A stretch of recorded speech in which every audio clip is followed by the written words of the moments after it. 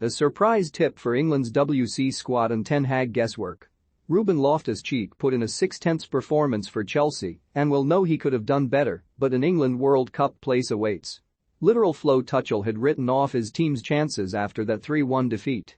But he clearly underestimated the character and resilience of a group of players who simply refused to relinquish their grip on the European Cup. Mark Irwin, The Sun.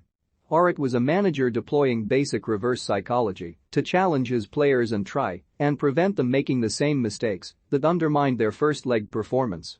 Jackpot rollover. After strolling to victory at the Bridge last week, Real were far less comfortable with the concept of an opponent coming to the Bernabeu and not simply rolling over. Mark Irwin, The Sun.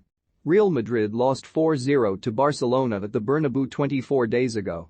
Credit card. They will not get the credit they deserve for this performance, that is the pity. Martin Samuel, Daily Mail. Forget the miracle of Munich or the 10-man comeback against Barcelona in 2012. Because this was Chelsea's greatest performance in Europe, a night of pure bloody brilliance from Thomas Tuchel's heroes. Mark Irwin, The Sunday Diamond. Qatar. Ruben Loftus-Cheek played well against Real Madrid, in an unfamiliar position no less.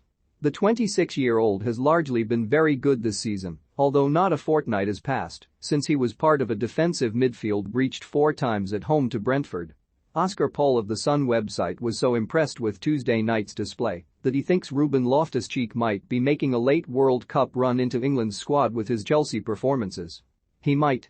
It should probably be pointed out at this stage that Loftus-Cheek has not played for England since November 2018, nor been a part of any squad in the subsequent 3 years and 5 months. But he absolutely might break into perhaps the most stacked Three Lions team in history for a World Cup, particularly because Thomas Tuchel is clearly a believer in Loftus-Cheek, with tonight his 30th appearance of the season. It was his 31st. And 14 of them have been starts. And this was at right wing back, a position England do not use. But Paul writes that it would come as no surprise if Gareth Southgate had again started penciling his name on a couple of lists here and there, although he also adds, get your plane tickets booked, Ruben. Turn the other cheek. The Sun website's own player ratings further underline Loftus-Cheek's credentials for Qatar. He faded as the game went on and gets a 6/10, lower than all but Edouard Mendy, also 6/10, and N'Golo Kante, 5/10. Declan Rice and Jude Bellingham are bricking it. Trophy strife. Why Man United picked Erik Ten Hag over Mauricio Pochettino as reasons for snub emerge, screams one headline on the Daily Mirror website. Not even a week has passed since the very same outlet revealed the remarkable logic behind why he's beating Mauricio Pochettino to the Old Trafford post simply because Glazer is more of a fan of the Dutchman. There actually seems to be an explicit rationale behind a decision, as Sports Agenda writer Chris Doyle explains. Mauricio Pochettino's lack of trophies counted against him as Manchester United are set to appoint Erik Ten Hag instead of the Paris Saint-Germain boss. That is clear as day. No room to maneuver there. Ten Hag was chosen over Pochettino because of the latter's lack of trophies. Definitive. The Athletic claims senior figures at the club were impressed with Pochettino's CV, including his previous experience with Tottenham in the Premier League, his track record of improving players and giving youngsters a chance, as well as the loyalty players have routinely shown to him.